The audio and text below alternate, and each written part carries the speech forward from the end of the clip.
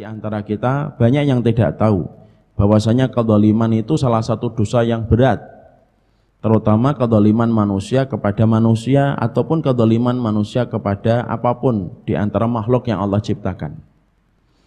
Makanya salah satu dosa yang Allah serupakan dan Allah tempatkan setingkat dengan dosa durhaka kepada orang tua itu adalah dosa ketika kita zalim. Makanya Rasulullah SAW sampai beliau berkata, babani maftuhani muajjalan. Ada dua dosa yang kemudian Allah segerakan balasannya di dunia sebelum nanti juga Allah akan balas dalam kehidupan di akhirat. Jadi ada dua dosa, dibalasnya Allah itu dua kali. Karena dosa-dosa yang lainnya itu terkadang tidak dibalas di dunia tapi dibalasnya di akhirat. Ada orang yang bunuh tapi hidupnya tenang Pak, ketawa-ketawa setelah dia bunuh. Dan dia merasa nyaman ketika habis membunuh, tapi nanti adabnya pasti menanti di akhirat. Tapi ada dua dosa yang Allah pasti bayar kontan dan cash. Dan itu ada dua. Yang pertama al-uquq, durhakanya kita kepada orang tua, maka itu dibayar oleh Allah di dunia, dibayar, di akhiratnya dibayar lagi. Dan yang kedua, dosa yang kemudian dibayar dua kali itu dosa kepada kezaliman. Ketika manusia itu berbuat zalim, maka itu utang. Kalau ente tidak membayar hari ini, besok. Kalau tidak membayar besok, lusa. Kalau tidak membayar lusa, pekan depan. Tapi yang jelas sebelum ente mati, ente harus membayar kezaliman yang pernah ente berikan kepada manusia. Sebelum nanti pun akan dibalas lagi dalam kehidupan di akhirat, kezaliman itu akan disempurnakan lagi adabnya oleh Allah. Makanya sampai Rasulullah bersabda, ittaqu minal dzulmi fa innahu dzulumatun yaumal qiyamah. Kamu itu mbok takut sama kezaliman yang kamu berikan kepada manusia. Fa innahu dzulumatun yaumal qiyamah, karena sesungguhnya kezaliman itu kegelapan kelak pada waktu hari kiamat. Makanya kezaliman itu selalu dibayar cash Pak, kontan itu. Siapapun manusia yang mereka berbuat zalim, siapapun manusia yang mereka berbuat perkara yang menyakiti dari saudaranya, maka Allah yang akan membalaskan setiap apa yang telah dia lakukan. Dan kita ingat, orang yang kalau sudah berbuat zalim, kalau orang yang kita zalimi kemudian diam, harusnya kita ketakutan. Kenapa? Berarti orang kalau kita sudah zalimin kok diam, berarti dia menyerahkan kepada Allah. Dan Allah kalau sudah diserahi urusan dari hambanya yang terzalimi, maka Allah pasti akan melaksanakan apa yang telah Allah sampaikan. Allah yang akan membayar kezaliman itu secara tuntas. Syekh Nabil, salah satu ulama yang saya ambil ilmunya, pernah bercerita Pak tentang sebuah kisah nyata yang kita juga bisa lihat di YouTube. Ada seseorang itu berbuat zalim kepada tikus. Zalim sama tikus doang.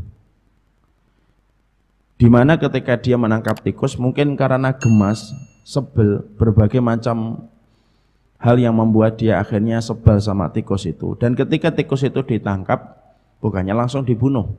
Sebenarnya kita membunuh tikus boleh? Boleh, tidak ada masalah. Tapi saking gemesnya, dia tidak sadar kalau akhirnya berbuat zalim. Tikus itu bukan langsung dibunuh Pak, tikus itu dibakar. Ya, ujung ekornya itu diguyur dengan minyak, kemudian dibakar. Zalim dia kepada tikus. Padahal membunuh tikus itu sebenarnya sudah diperbolehkan oleh syariat kalau memang sudah melampaui batas. Boleh membunuh tikus. Tapi kalau kita membunuh tidak boleh kita menyakiti. Menyembelih kambing boleh, tapi tidak boleh menyakiti. Maka kemudian ketika dibakar itu ekornya, maka entah kenapa tiba-tiba tikus itu terlepas dari jepitan besi yang dipakai untuk menjepit tikus itu. Sampai akhirnya tikus itu ketika kesakitan, dia masuk ke dalam rumah orang yang membakar ekornya. Dan ketika masuk, maka dia tidak bisa dihentikan karena laju kecepatannya yang luar biasa disebabkan rasa sakit yang dia dapatkan dari ekornya yang dibakar. Akhirnya menyentuh banyak barang-barang yang mudah terbakar dari kondisi ekornya yang sudah terbakar itu.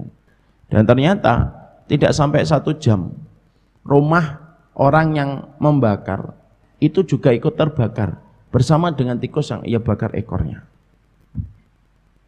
Syekh Nabil itu sampai mengatakan dari peristiwa tikus itu, dia berkata, kalaulah seekor tikus yang sebenarnya itu boleh bagi kita untuk membunuhnya, tapi ketika di antara kita membunuhnya dengan cara zalim, maka sesungguhnya Allah yang kemudian membayarkan apa kedzaliman yang didapatkan itu.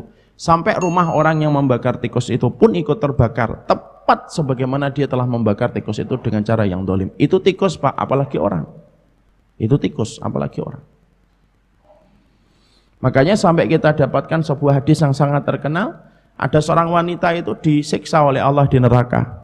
Bukan karena dia berzina, bukan karena dia minum khamr, tapi ada seorang wanita yang akhirnya mereka itu dimasukkan ke dalam neraka itu disebabkan karena dia mendolimi kucing. Nah, lebih besar daripada tikus. Sampai kemudian Nabi mengatakan, udzibat imra'atun fi hirratin sajanatha la hiya atlaqatha wa la hiya ta'kulu min khashasyil ard. Ada seorang manusia, ada seorang wanita disiksa oleh Allah, dimasukkan ia ke dalam neraka disebabkan karena kucing yang dia dolimi. Dimasukkan kucing itu di dalam satu kamar dan tidak dibiarkan kucing itu untuk berkeliaran di atas muka bumi, untuk memakan rumput-rumput yang ada di atas muka bumi, sampai kucing itu akhirnya mati disebabkan wanita itu mendolimi ketika mengurung kucing itu dalam kamar dan tidak memberikan makan. Wanita itu akhirnya disiksa oleh Allah, kata Rasulullah.